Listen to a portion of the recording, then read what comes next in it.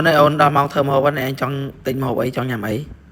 นี่คือจีสมนัวได้ធ្វើខ្ញុំពិបាកចិត្តខ្លាំងជាទីបំផុតហើយខ្ញុំក៏បានតបទៅជាមួយប្តីខ្ញុំថាបងឯងទិញអីក៏ទិញទៅបងអូនធ្វើឲ្យទាំងអស់អញ្ចឹងមេនុយមួយនេះគឺទឹកត្រីផ្អែមជាមួយនឹងសាច់ជ្រូក3ជាន់ព្រោះប្រពន្ធបើកដៃឲ្យទិញហើយអញ្ចឹងឲ្យតែចង់ញ៉ាំអីគឺប្តីខ្ញុំទិញមកតែម្ដង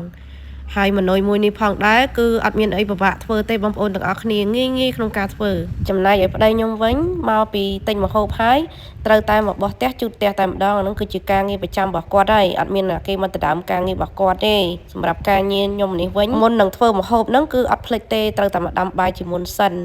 បើដាំបាយទេខ្លាចភ្លេចដាំអីចឹងទៅអត់មានអីញ៉ាំបដ ாய் បងប្អូនម្ហូបឆ្អិនហើយលេងបាយអត់ឆ្អិនអញ្ចឹងណាអញ្ចឹងទម្លាប់របស់ខ្ញុំគឺលាងចានលាងឆ្នាំងទុកអស់ពីយប់ហើយអញ្ចឹងព្រលឹមឡើងយើងលាងតែឆ្នាំងមកគឺយើងអាចដាក់ដាំបាយបានដែរបងប្អូនអត់មានមកពិបាកលាងចានលាងឆ្នាំងទេចាអញ្ចឹងទម្លាប់របស់ខ្ញុំគឺទម្លាប់ល្អមួយដែរណាបងប្អូនតែយូរមានម្ដងដែរដែលខ្ជិលលាងឆ្នាំងលាងចានទុកពីយប់អញ្ចឹងណាប៉ុន្តែបើយើងលាងចានឆ្នាំងទុកពីយប់អញ្ចឹងគឺវាចំណេញពេលខ្លាំងមែនតើឥឡូវមកមើលកលេចមកការធ្វើម្ហូបវិញបងប្អូនចាគ្រឿងផ្សំរបស់យើងគឺមានសាឡាត់ជាមួយប្រដាយបដោះជាមួយនឹងតសក់ហើយមានជាមួយនឹងចាសាច់ជ្រូក3ជាន់នឹងឯងបងប្អូនមានមើមខ្ទឹមមានម្ទេសមានអំពិលទុំជាមួយនឹងក្រូចឆ្មាបន្ថែម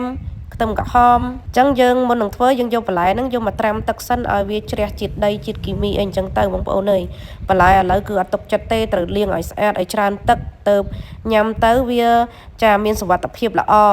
បានយើងធ្វើខ្លួនឯងអញ្ចឹងគឺស្អាតខ្លាំងមែនតើខ្ញុំលាងបន្លែលាងតជាប់អស់បងប្អូនអើយលាងនឹងប្រមាណទឹកទេ